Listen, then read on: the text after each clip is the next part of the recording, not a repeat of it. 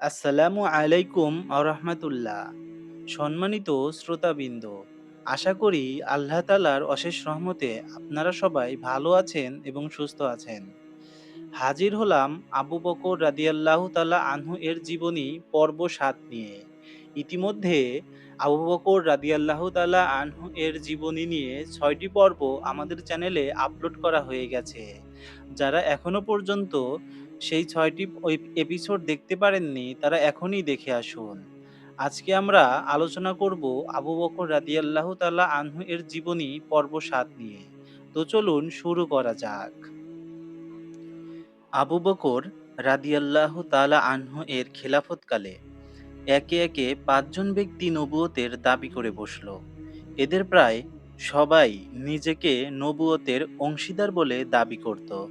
কেউ কেউ রাসূল সাল্লাল্লাহু আলাইহি ওয়াসাল্লামের পক্ষ থেকে দায়িত্বপ্রাপ্ত বলে দাবি করত।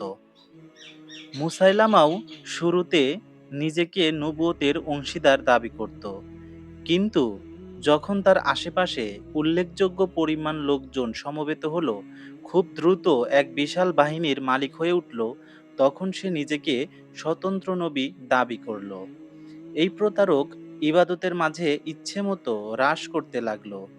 এই প্রবঞ্চক কোরআনের বিপরীতে একটি গ্রন্থ রচনা করে লোকদের সামনে উপস্থিত করল। আবু বকর রাদিয়াল্লাহু তাআলা আনহুর সময় ৫ জন লোক নবুয়তের মিথ্যা দাবি করে। সেই ৫ জন ব্যক্তি হল: ১. মুসাইলামা কাযযাব। সে ছিল বনু বকরের শাখা বনু হানিফার একজন ব্যক্তি। ইয়েমেন ছিল তার জন্মভূমি। সেখানেই সে বিশাল জামাত একত্রিত করে সোনার টুপি পরিধান করে নবী দাবি করে বাদশাহ হয়ে বসল। হযরত আবু বকর রাদিয়াল্লাহু তাআলা আনহু তার বিরুদ্ধে হযরত ইকরিমা বিন আবু জাহল রাদিয়াল্লাহু তাআলা আনহু ও সুরাহবিল হাসানা রাদিয়াল্লাহু তাআলা আনহু এর নেতৃত্বে বাহিনী প্রেরণ করলেন। অতঃপর জুবাইর বিন আওয়াম রাদিয়াল্লাহু তাআলা আনহু এর নেতৃত্বে সাহায্যকারী ইউনিটও পাঠালেন। মুসাইলামার বাহিনীর সাথে ইয়ামামার ময়দানে মুসলমানদের রক্তক্ষয়ী যুদ্ধ শুরু হলো। মুসলমানরা শাহাদতের নেশায় উন্মাদ হয়ে লড়তে লাগলো। অসংখ্য মুসলমান শহীদ হলেও জয় পরাজয় যখন অনিশ্চিত, ঠিক তখন হযরত খালিদ রাদিয়াল্লাহু তাআলা আনহু বীর বিক্রমে আক্রমণ করলেন। দুশমন পরাজিত হলো। মুসাইলামার বাহিনী ছিন্ন ভিন্ন হয়ে গেল। প্রতারক মুসাইলামার ফিতনা চিরতরে নিশ্চিহ্ন হলো। উহুদের যুদ্ধে বীর কিশোরী হযরত হামজা রাদিয়াল্লাহু তাআলা আনহু এর হত্যাকারী ওয়াহশী রাদিয়াল্লাহু তাআলা আনহু তখন মুসলমান হয়ে গেছেন। এই যুদ্ধে তিনি মুসাইলামা কাযযাবকে হত্যা করলেন। পাপের প্রায়শ্চিত্ত করতে পেরে তিনি আত্মিক প্রশান্তি লাভ করলেন। ২ নাম্বার হলো তুলাইহা আসাদি। সে ছিল আসাদ গোত্রের সর্দার। তাকে মুহাবির খালিদ রাদিয়াল্লাহু তাআলা আনহু পরাজিত করেন। পরবর্তীতে তুলাইহা মুসলমান হয়ে যান। এমনকি তিনি ওমর রাদিয়াল্লাহু তাআলা আনহু এর যুগে বিভিন্ন যুদ্ধে মুজাহিদ বেশে অংশগ্রহণ করেন। ৩ নাম্বার হলো আসাওয়াদ আনাসি। সে ছিল ইয়েমেনের অধিবাসী, কাহতানি গোত্রের একজন বিশেষ ব্যক্তিত্ব। সে একটি বিশাল বাহিনী গঠন করে ইয়েমেনের রাজধানী সানআ দখল করে নেয়। হযরত মুয়াজ বিন জাবাল রাদিয়াল্লাহু তাআলা আনহুকে তার মোকাবিলায় পাঠানো হয়। আসওয়াদ আনাসির স্ত্রী এবং সিপাহসালার তার বিরুদ্ধেই ষড়যন্ত্রে লিপ্ত হয়। এক পর্যায়ে তারাই তাকে হত্যা করে। কতক বর্ণনায় এসেছে তারা তার মৃত্যু সংবাদ মদিনায় যেদিন পৌঁছেছিল সেদিন রাসূল সাল্লাল্লাহু আলাইহি ওয়াসাল্লাম ইন্তেকাল করেন। অন্য বর্ণনায় এসেছে তার মৃত্যু আবু বকর রাদিয়াল্লাহু তাআলা আনহু এর খেলাফতকালে হয়েছে। বস্তুত তার অনুসারীদেরকে সঠিক পথে ফিরিয়ে আনার মহান কাজ আবু বকর রাদিয়াল্লাহু তাআলা আনহু এর যুগেই হয়েছে। ৪ নম্বর হলো লাকিত বিন মালেক। সে ছিল আম্মানের অধিবাসী। রাসূল সাল্লাল্লাহু আলাইহি ওয়াসাল্লামের মৃত্যুর পর সে নবুয়তের দাবি করে এক বিশাল বাহিনী গঠন করে ফেলে। অন্য সব ফিতনার মতো এই ফিতনাও নিশ্চিহ্ন হয়ে যায়। হযরত হুযাইফা রাদিয়াল্লাহু তাআলা আনহু এর নেতৃত্বে এই মহান কাজ সম্পাদিত হয়। ৫ নম্বর হলো সাজাহ। সে ছিল বনু তামিমের শাখা ইয়ারবোর একজন সুন্দর চতুর মহিলা। তার উপনাম ছিল উম্মে সাদের। সে নবুয়তের দাবি করার সাথে সাথে দ্রুত একটি শক্তিশালী বাহিনী গড়ে তোলে। তারপর মুসাইলামা কাজ্জাব তাকে বিয়ে করে। মুসাইলামা যখন পরাজিত হয়, এই মহিলা তখন ফেরারি হয়ে যায়। দীর্ঘ সময় পর এই মহিলা তওবা করে মুসলমান হয়ে যায়। সে মুয়াবিয়া রাদিয়াল্লাহু তাআলা আনহু এর যুগেও জীবিত ছিল। সে ইরাক সীমান্ত এলাকায় নবুয়তের দাবি করেছিল। বর্ণিত আছে, মুসলমান হওয়ার পর সে অত্যন্ত সাধাসিধে জীবনযাপন করত। হযরত আবু বকর রাদিয়াল্লাহু তাআলা আনহু এই পাঁচজন নবুয়তের মিথ্যা দাবিদারকে তাদের বাহিনী সহ পরাজিত করার পাশাপাশি ইসলামী সাম্রাজ্যের দিকে অগ্রসরমান রোমান ও ইরানি সেনাবাহিনীর বিরুদ্ধেও রুখে দাঁড়ান। তার দৃঢ়তার বদৌলতে তারাও পিছু হটতে বাধ্য হয়। এমনকি তাদের ৭৫,০০০ বর্গমাইল জায়গা মুসলমানদের করতলগত হয়। এরই ধারাবাহিকতায় শক্তিশালী রোমান বাহিনীর সাথে মুসলমানদের কয়েকটি যুদ্ধ সংঘটিত হয়। সেসব যুদ্ধে মুসলমানদের ইমানি শক্তির কাছে পৃথিবীখ্যাত রোমানদের পরাজয় ঘটে। আবু বকর রাদিয়াল্লাহু তাআলা আনহু এর সময় পার্শ্ববর্তী রাজ্যসমূহ, সেই সময়ে ইসলামী সাম্রাজ্যের সীমান্ত ছিল তৎকালীন দুটি বৃহত্তম পরাশক্তি রোম ও পারস্য। শাম শাসন করত তখন রোমানরা। তাদের সাম্রাজ্যের পশ্চিমাঞ্চলীয় রাজধানী ছিল কুস্তুনতুনিয়া, আর পূর্বাঞ্চলের রাজধানী ছিল ইনতাকিয়া। তখনকার রোমের শাহানশাহ কেবল খ্রিস্ট ধর্মের অনুসারী ছিলেন না, বরং খ্রিস্ট ধর্মের রক্ষক ও মুবাল্লিগ ছিলেন। রোমানদের সীমান্তবর্তী অঞ্চলে ছিল আরবদের অসংখ্য গোত্র। কোনো কোনো আরব গোত্র রোমানদের অধীনে ট্যাক্স দিয়ে বসবাস করত। আবার কোনো কোনো গোত্রের ট্যাক্স ধার্য না থাকলেও সময়ে সময়ে তারা রোমানদেরকে সহযোগিতা করে আনুগত্যের প্রমাণ দিত। মুসলমানদের উত্থান দেখে রোমান সাম্রাজ্য মদিনায় অবস্থিত ইসলামী সাম্রাজ্যকে নিজেদের জন্য আশঙ্কাজনক ভাবা শুরু করলো। তারা চাইতো না যে আরব কবিলাগুলো ইসলাম গ্রহণ করে তাদের জন্য বিপজ্জনক প্রমাণিত হোক। প্রায় সমগ্র আরবই তখন কোনো না কোনোভাবে রোমানদের আনুগত্য করত, যদিও কার্যত আরবরা তাদের শাসিত ছিল না। অন্যদিকে ছিল পারস্যের অন্যদিকে ছিল পারস্যের অগ্নিপূজারীদের সাম্রাজ্য। সেই সময় পারস্যের সিংহাসনে সমাসীন ছিল যেই বংশ, তাদের বাদশাহী শুরু হয়েছিল ২৩০ ঈসাব্দে তাদের বাদশাহী শুরু হয়েছিল ২৩০ ঈসাব্দে উর্দুশির বাবকানের শাসনের মধ্য দিয়ে। সিদ্দিকী খিলাফতের সূচনা সিদ্দিকী খেলাফতের সূচনা পর্যন্ত এই বংশের রাজ্য শাসনের ইতিহাস ৪০০ বছরের বেশি অতিবাহিত হয়ে গিয়েছিল। এই রাজবংশকে বলা হতো সাসানী বংশ। তাদের রাজাদের উপাধি ছিল কিসরা। তখনকার সময়ে ইরাকে এই বংশই রাজত্ব করত। সাসানী রাজবংশের রাজধানী ছিল বিখ্যাত শহর মাদায়েন। কয়েক বছর আগেও আরবের ইয়েমেন অঞ্চল সাসানী সাম্রাজ্যের অন্তর্ভুক্ত ছিল। রাসূল সাল্লাল্লাহু আলাইহি ওয়াসাল্লামের জমানায় ইয়েমেনবাসী ইসলামের আদর্শ ও সৌন্দর্যে বিমোহিত হয়ে কোনরূপ যুদ্ধ বিগ্রহ ছাড়াই স্বগ্রহে ইসলাম গ্রহণ করে এবং মুসলমানদের মারকাজ মদিনা মুনাওয়ারার অন্তর্ভুক্ত হয়ে যায়। যদিও রোমানরা আরবদেরকে নিম্নরুচির দুর্বল জাতি মনে করত, তথাপি সাসানীরা আরবদেরকে এত বেশি অপদার্থ ভাবত যে তাদের সম্রাট খসরু পারভেজ রাসূল সাল্লাল্লাহু আলাইহি ওয়াসাল্লামের দাওয়াতি চিঠিকে দাম্ভিকতার সাথে টুকরো টুকরো করে ফেলেছিল। এই ঘটনা ছিল সপ্তম হিজরির। তার ক্রোধের কারণ ছিল আরবের একজন সাধারণ মানুষ। তাকে চিঠি লেখার দুঃসাহস হলো কি করে? রাসূলের পত্র তার কাছে পৌঁছলে সে তৎক্ষণাৎ ইয়েমেনের গভর্নর বাজানকে নির্দেশ দেয় রাসূল সাল্লাল্লাহু আলাইহি ওয়াসাল্লামকে গ্রেপ্তার করে মাদায়েন পাঠানোর জন্য, যেন শাহানশাহের সাথে বেয়াদবির শাস্তি দিতে পারে। ইয়েমেনের গভর্নর তার মুনিরের হুকুম অনুযায়ী কয়েকজন লোক মদিনায় পাঠায়, যেন তারা রাসূল সাল্লাল্লাহু আলাইহি ওয়াসাল্লামকে দিয়ে শাহানশাহের কাছে ক্ষমা প্রার্থনামূলক পত্র লিখিয়ে নিয়ে যায়। অথচ আল্লাহর পরিকল্পনা অথচ আল্লাহর পরিকল্পনা ছিল অন্যরকম। যে রাতে ইয়েমেন থেকে আগত লোকেরা মদিনায় রাসূল সাল্লাল্লাহু আলাইহি ওয়াসাল্লামের মেহমান হলো, সে রাতেই খসরু পারভেজের ছেলে শেরওয়াই তার পিতাকে হত্যা করে। এদিকে আল্লাহ তাআলাও এই ঘটনা ওহী মারফত রাসূল সাল্লাল্লাহু আলাইহি ওয়াসাল্লামকে জানিয়ে দেন। যখন ভোর হলো, রাসূল সাল্লাল্লাহু আলাইহি ওয়াসাল্লাম ইয়েমেনের দূতদেরকে তাদের সম্রাটের মৃত্যুর খবর দিলেন। সংবাদ শুনে তারা ইয়েমেন ফিরে গেল।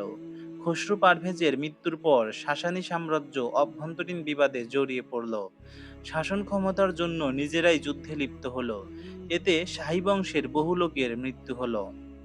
আবু বকর রাদিয়াল্লাহু তাআলা আনহু এর খেলাফতকালে তিনি যে বিজয়গুলো করেছিলেন, যে বিজয় অভিযান চালিয়েছেন, আমরা তা এখন জানতে পারবো। ইরাক সংলগ্ন আরব অঞ্চলে কিছু কিছু কবিলা ছিল মুক্ত স্বাধীন, যাদের ছোট ছোট রাজ্য ছিল।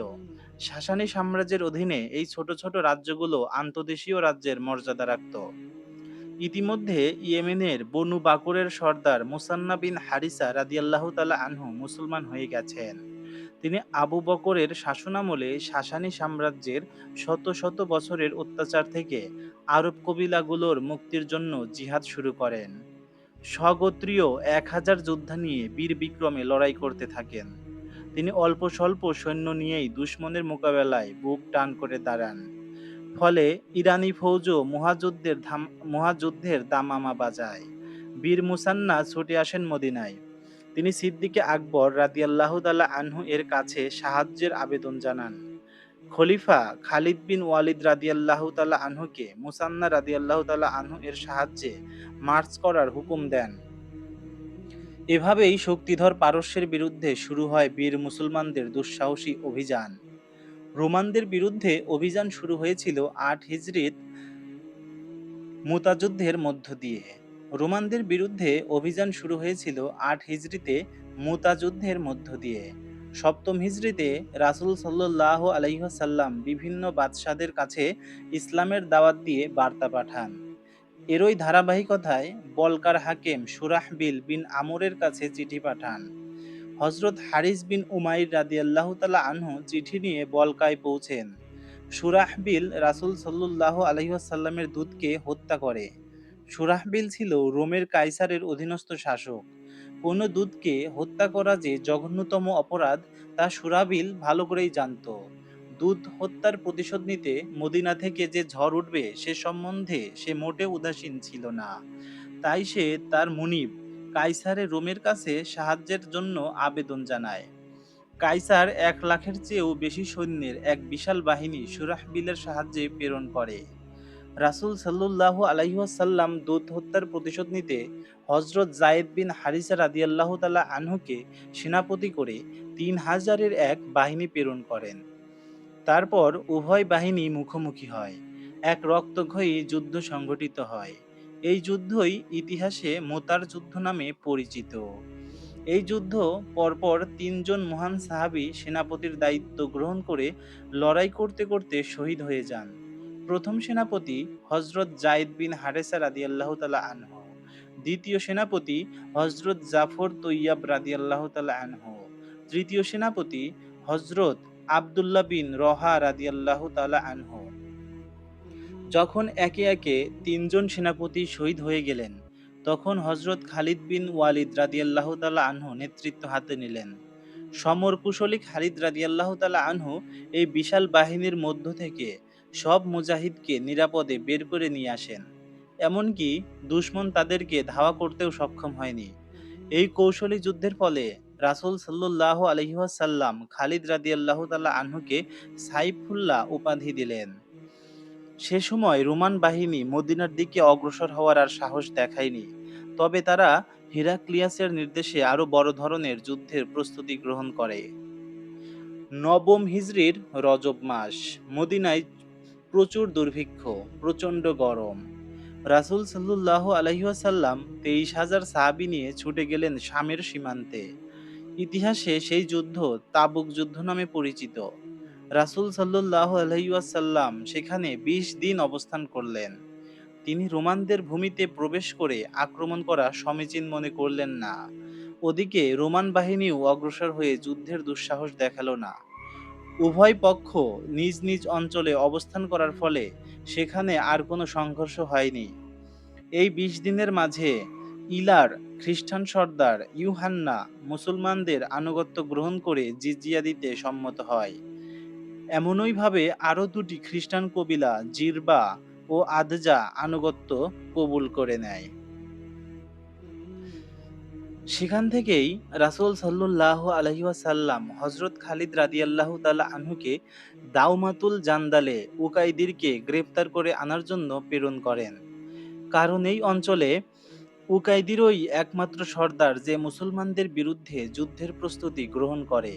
খালিদ রাদিয়াল্লাহু তাআলা আনহু তাকে গ্রেফতার করে মদিনা নিয়ে আসেন।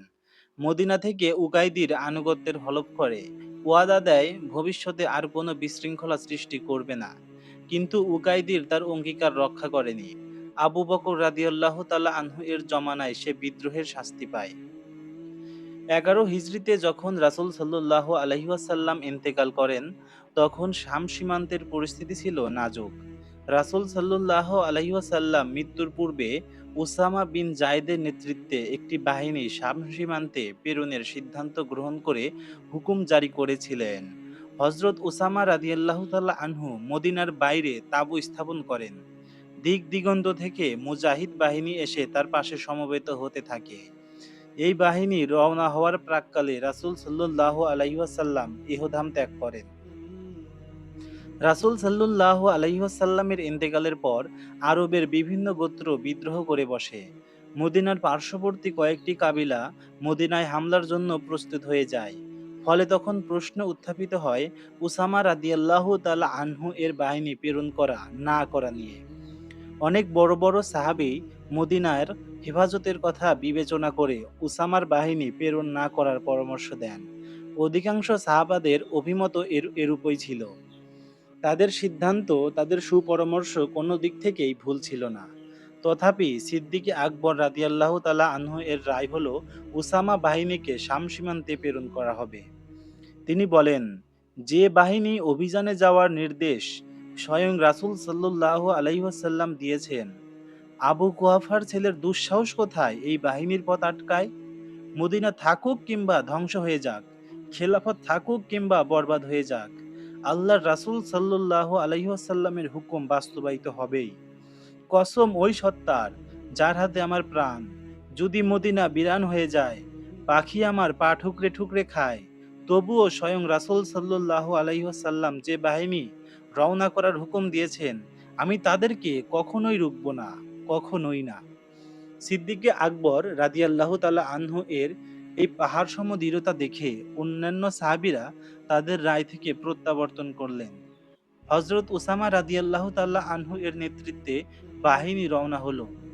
সিদ্দিকে আকবর রাদিয়াল্লাহু তাআলা আনহু স্বয়ং তাদেরকে কিছুদূর পর্যন্ত বিদায় জানাতে গেলেন। কি অদ্ভুত দৃশ্য! স্বয়ং খলিফা পায়ে হেঁটে হেঁটে চলছেন। কিশোর সেনাপতি উসামা রাদিয়াল্লাহু তাআলা আনহু ঘোড়ায় সওয়ার। উসামা রাদিয়াল্লাহু তাআলা আনহু নামতে চাইলেন, খলিফা অনুমতি দিলেন না, এমনকি আরোহণ করলেন না। বিদায়ের প্রাক্কালে তিনি নসিহত করলেন, কখনো খেয়ানত করো না, কারো হাত পা কর্তন করো না, বৃদ্ধ, শিশু ও মহিলাদেরকে হত্যা করো না, ফলদার বৃক্ষ কর্তন করো না, খাবারের প্রয়োজন ব্যতীত পশু জবাই করো না, সাধকদেরকে হত্যা করো না, হালাল ভক্ষণ করো এবং বিসমিল্লাহ বলে শুরু করো। যে ব্যক্তি অস্ত্র ধরবে তার সাথেই কেবল লড়াই করবে, যে অস্ত্র ধরবে না তাকে হত্যা করো না। সর্বদা আল্লাহকে স্মরণে রাখবে এবং তাকে যথাযথ ভয় করবে। সম্মানিত শ্রোতাবৃন্দ, আবু বকর রাদিয়াল্লাহু তাআলা আনহু এর জীবনী সম্পর্কে যদি আরো ভিডিও চান এবং অন্যান্য খলিফাদের ভিডিও দেখতে চান, তাদের জীবনী সম্পর্কে জানতে চান, তাহলে আমার চ্যানেলটি সাবস্ক্রাইব করে বেল আইকনটি বাজিয়ে রাখতে পারেন, যাতে পরবর্তী সকল আপডেট আপনারা সাথে সাথেই পেয়ে যান। তো শ্রোতাবৃন্দ, যদি ভিডিওটি ভালো লেগে থাকে, লাইক, কমেন্ট এবং শেয়ার করতে ভুলবেন না। আসসালামু আলাইকুম ওয়া রাহমাতুল্লাহ।